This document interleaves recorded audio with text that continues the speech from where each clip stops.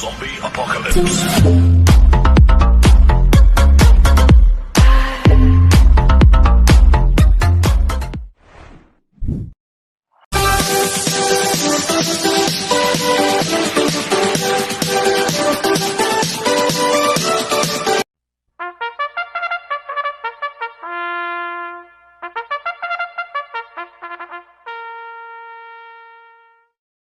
Magandang araw po mga bayang karerista. Ngayon po ay araw ng Sabado, April 25, 2026. Karera po ng Philippine Jockey Club Padre Garcia, Batangas. Meron po tayong 7 karera sa araw na ito. Nandito naman po yung lingkod, Drunken Master Wang Bu aka Eloato Budoy para magbigay ng giya at analysis sa inyo mga bayang karerista. Mga bayang karerista, start po ng karera rin ay 4 p.m.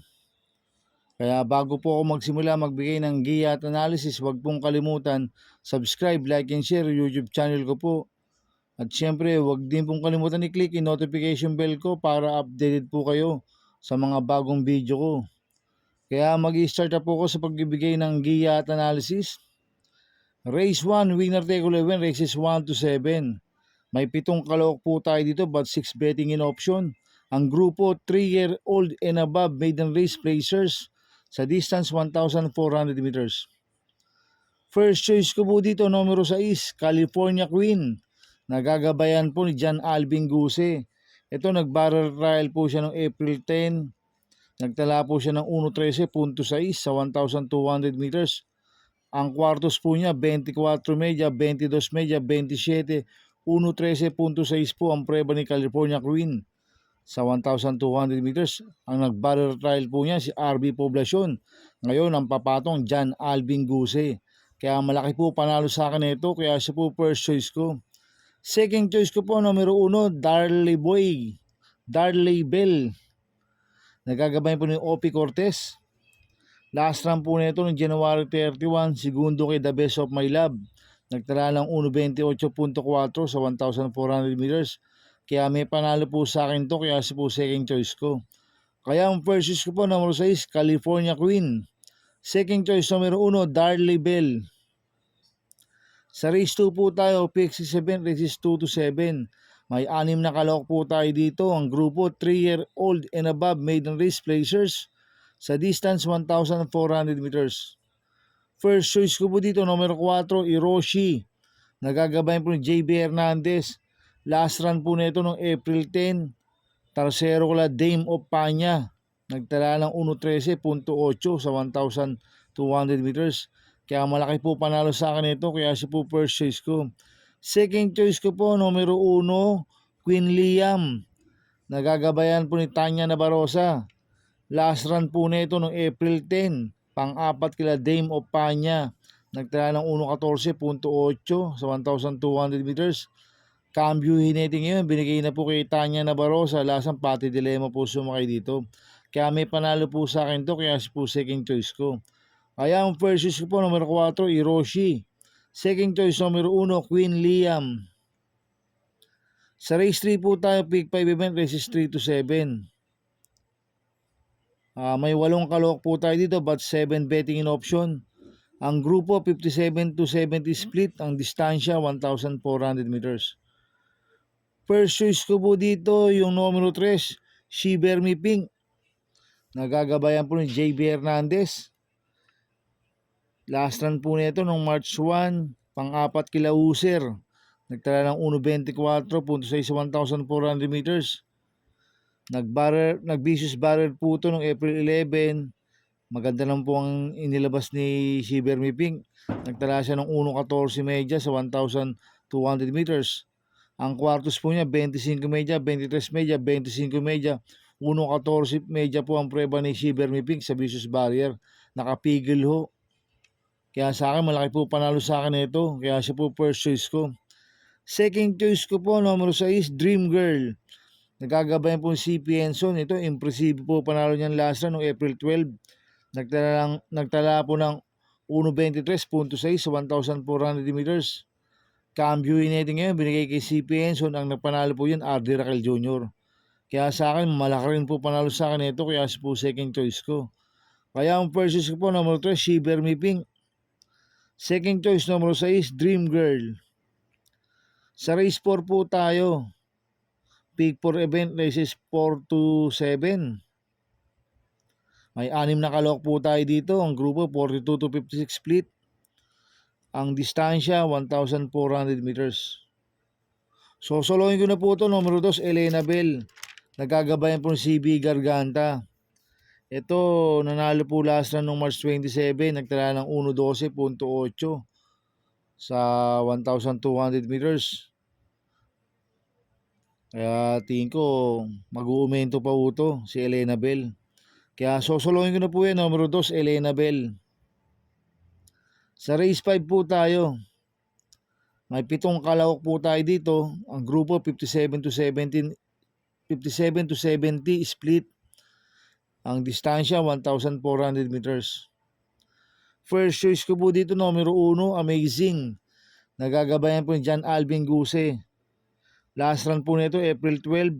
Segundo kay Dream Girl. Nagtala ng 1.25 sa 1,400 meters. Gamay po ni John Alvin Guse yan, si Amazing. Kaya malaki po panalo sa akin ito. Kaya siya po first choice ko. Second choice ko po, numero 2, Modern Legacy. Nagagabayan po ni Jomer Storke. Last run po nito noong April 11, pang siyam kila counter-attack, nagdala ng 1.26.2 sa 1,400 meters. Pero noong March 20, nanalo yan sa PJC, nagdala ng 1.24.6 sa 1,400 meters. Kaya malaki rin po panalo sa akin ito, kaya si po second choice ko. Kaya ang first choice ko po, numero 1, Amazing. Second choice, numero 2, Modern Legacy. Sa race 6 po tayo sa penultimate race. May 7 kalok po tayo dito. Ang grupo 42 to 56 split. Ang distansya 1,400 meters. Itong race 6 na to, tingin ko anybody's race po to, mga bayang karerista. Tingin ko lahat to may panalo. Kaya akong first ko po dito, numero 4, Paris with Bronze. Nagagabay po ni OP Cortez. Ito bagong baba po ng rating base system. Galing po sa 57 to 70 po yan, mga bayang karerista. Last run po niya noong April 8, pang-6 kila User. Nagtala ng 1.12.2 sa 1,200 meters. Pero nung March 1, nanalo yan, nagtala ng 1.25.8 sa 1,400 meters si Paris with Bronze. Kaya malaki po panalo sa akin ito, kaya si po first choice ko. Second choice ko po, numero 2, Maybell. Nagagabayan po JB Hernandez. Last run po nito, April 12. Segundo kay Glorify. Nagtala ng 1.25 sa 1,400 meters. Kaya may panalo po sa akin to, kaya si po second choice ko. Maglalagay po ako ng third choice na pandiyado, numero 6, Wild is the Wind. Nagagabayan po ni AR Villegas. Ito, bagong baba po na rating base system, si Wild is the Wind. Last run po nito, April 8. Pang-7 kila User, nagtala ng 1.12.2 sa 1,200 meters. Kaya siya po yung third choice ko na pandiyado. Kaya ang first choice ko po, numero 4, Paris with Bronze. Second choice, numero 2, Maybell. Third choice ko na pandiyado, numero 6, Wild is the Wind. Sa race 7 po tayo, sa last race. May 7 kalok po tayo dito. Ang grupo 42 to 56 split. Ang distansya 1,400 meters.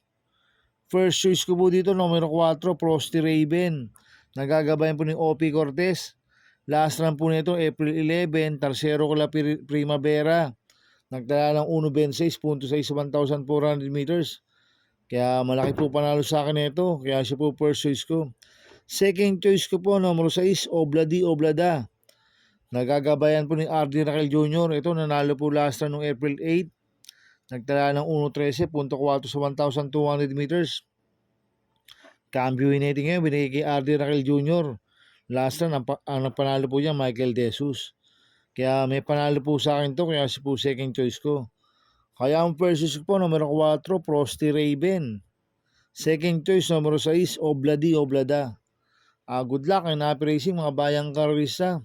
Inuulit ko, ito'y gabay ko lang at analysis ko. Pero pagdating sa tayaan, kayo pa din masusunod. Sana ay swertihin tayo at magsitama. Kaya good luck po sa ating lahat, mga bayang karerista.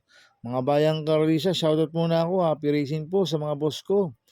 Kay Boss Toto de la Cruz, kay Boss Manuel Chua, kay Boss Manny Caprice, kay Boss Godo Predo, kay Boss Bernard Carpio, kay Ninong Rigor Cruzada, happy racing po. At happy racing po sa Mercedes Table, kay Congressman Edward Maceda, kay Boss Oliver Maceda, kay Boss Maki Maceda. More wins to come, mga boss. At happy racing po sa mga taga Barkadano TV. At happy racing po sa mga kagrupo ko sa Team Budoy. At happy racing po sa mga kagrupo ko sa Pingping Boys. Kaya mga bayang karorista, please subscribe my YouTube channel at Budoy 2.0. At sana lagi niyo pong panoorin ads ko, huwag niyo pong skip. Kaya maraming salamat po sa inyo and God bless.